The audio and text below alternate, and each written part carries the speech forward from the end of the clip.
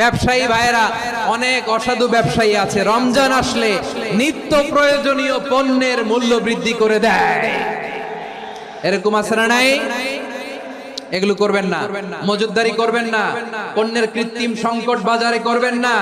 আপনি লাখ টাকা কামায়া ভাবছেন যে রোজাদারদের কষ্ট দিয়ে ধনী হবেন, এমন রোগ আল্লাহ আপনারে দিবে, কোটি টাকা দিয়েও আপনি হাসপাতালের বিল পরিশোধ করার ক্ষমতা আপনার হবে না।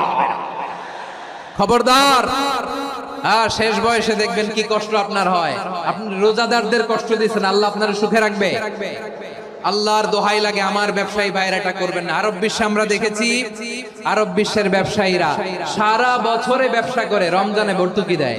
আর আমার দেশের কিছু অসাধু ব্যবসায়ী রমজানে গলাকাটা ব্যবসা করে আর সারা বছর সইটার উপর দিয়ে চলে। চিল্লায় বলেন ঠিক কিনা? করবেন না, এটা করবেন না। নিত্য প্রয়োজনীয় পণ্যের মূল্য বৃদ্ধি করা হারাম। পণ্যের